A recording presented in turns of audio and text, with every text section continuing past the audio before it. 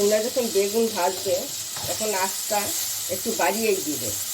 নইলে কী হয়, বেগুনটা কী করে, তেলটাকে খেয়ে বেগুনের ভিতরে বসে থাকে, আস্তে আস্তে ওর মধ্যেই থাকে। আর বেশি হিটে যদি রান্না করা যায়, বেগুনটা ভাজা যায়, তাহলে বেগুনটা খেয়ে ওখানে বসে থাকতে পারে না। আগুনের তাপে বেগুন থেকে তেলটা বেরিয়ে আসে। ওই জন্য বলছি, যখন ভাজবে একটু বেশি আঁচেই ভাজবে, দেখে নেবে যেন নিচে পুড়ে না যায়। এই যে দেখো আমারটা এইরকম হয়ে চলবে। আমি এখন এটাকে কী করবো, নামিয়ে দিচ্ছি। আমি আজকে নিম বেগুন করব। এই যে বেগুনগুলোকে আমি এইভাবে কেটে নিয়েছি, এই যে গিট করে কেটে নিয়ে আমি আধ ঘন্টার মতন আমি কি করেছি এটা দেখাইনি, জলে রেখে দিয়েছি। দেখবে জলে রাখার পরে জলের কষটা কালো হয়ে যায়, ওইটা ফেলে দিলে নিম বেগুনটা কালো হয় না। নইলে ওইভাবে রান্না করলে না বেগুনটা কালো হয়ে যায়। এখন আমি এর মধ্যে দিয়ে দিচ্ছি পরিমাণ মতন চিনি।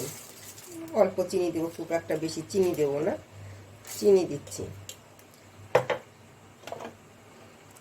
আর দিচ্ছি আমি এখানে হলুদের গুঁড়ো, আর দেবো আমি নুন, পরিমাণ মতো নুন দেব। একটু নুন বেশি লাগবে, নিম বেগুন দিয়ে এত খেতে মেখে খেতে হয়, ওই জন্য একটু নুনটা আমি একটু বেশিই দেবো। দিয়ে আমি 5-7 মিনিটের জন্য আমি মেখে রেখে দেবো করে। তারপরে আমি এটাকে ভাজবো।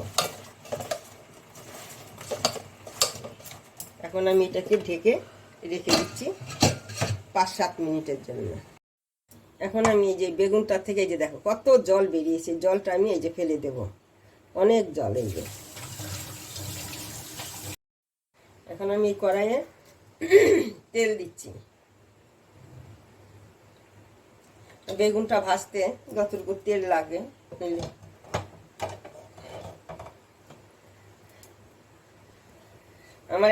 আমার তেলটা গরম হয়েছে।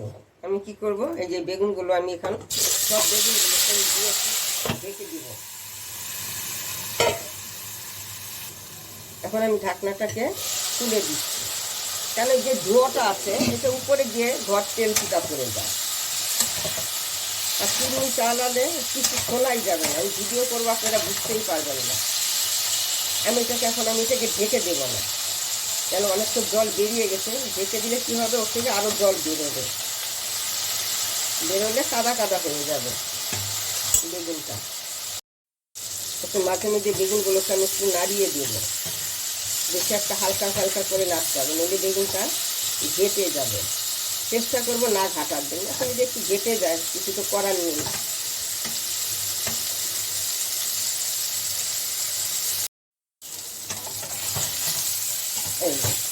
একটু লেগে গেছে, নিচে লাগুক তবু ভালো, ঘেটে যেন না যায়। আমি চেষ্টা করছি যেন না যায়, ঘেটে যায়। ঘেটে গেলে নিম বেগুনটা খেতে ভালো লাগবে না। তার সঙ্গে শুধু বেগুন আর নিম পড়বে না, আরও কিছু আমি দেব। আমার মনে হয় নুন একটু কম হবে, কারণ হলো একটু জল বেরিয়ে গেছে না। একটু নিমটা তো আমি ভাত দিয়ে মেখে খাবো, নিম আর বেগুন ওই তরকারির সঙ্গে তো খাচ্ছি না, ওই জন্য আরেকটু আমি নুন দিয়ে দিয়েছি। একটু বেশি নুন হলে খেতে, ভাতটা মেখে খেতে একটু ভালোই লাগে।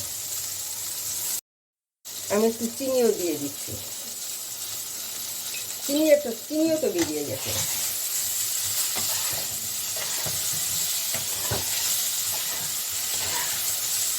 এখন আমি একটু গ্যাসটাকে এখন একটু কমিয়ে দেবো, কেন নুনটা গলে ভিতরে ঢুকুক, ওই জন্য আমি একটু কমিয়ে দিচ্ছি গ্যাসটাকে।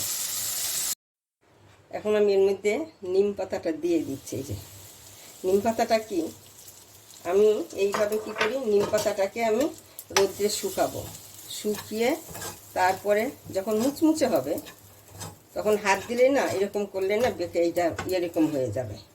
বেশ যত শুকাবে তত এগুলো এরকম গুঁড়ো করা যাবে। ওই জন্য এর থেকেও করলে আরও বেশি গুঁড়ো করা যাবে। আমি এটাকে আমি ভেজে নিচ্ছি, আর অল্প আমি তেল দিচ্ছি। এখানে আমি নুন দিলে অল্প দিই, কেন কেউ তো নুন দিয়েছি, ওর জন্য আমি বেশি একটা নুন দেব না, অল্পই নুন দিলাম এখানে। আমার ভাজাটা হয়ে গেছে, এই যে দেখো। এখন এটাকে আমি বেগুনের সঙ্গে রাখবো না, আলাদা করে আমি এটাকে নামিয়ে দিচ্ছি। এখন এর মধ্যে আমি শুকনো খোলা এই যে পোস্তটা আছে, পোস্তটাকে আমি একটু ভেজে নেব।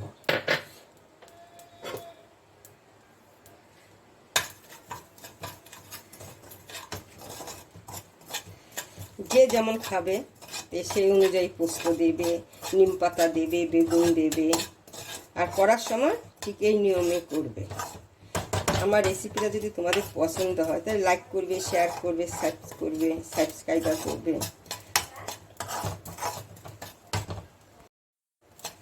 এই দেখো আমি কী করে ভাজছি, এইভাবে ভাজবে। যা যা আমি করেছি যেভাবে ওইভাবেই করবে, পরিমাণটা তোমাদের উপর নির্ভর। খেয়ে দেখবে, তারপরে কমেন্ট লিখবে, হ্যাঁ, তারপরে লাইক করবে, সাবস্ক্রাইবার করবে।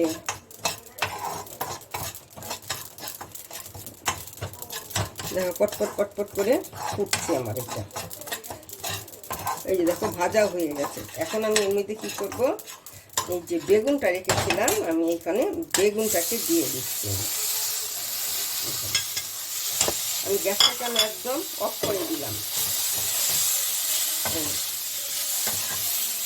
এটা কী হবে, বেগুনের মধ্যে এটা লেগে যাবে, এইটাও লাগবে, প্লাস আমি এই যে নিমটা যেন ভেজেছিলাম, নিম পাতাটা এইটাও আমি মিক্স করে দিয়েছি। আমার তিতো খুব ভালো লাগে, আমার ভালো লাগবে, আমরা সবাই তিতোটা খুব ভালোবাসি, ওই জন্য নিম পাতাটা আমি বেশি দিয়েছি বেগুনের তুলনায়।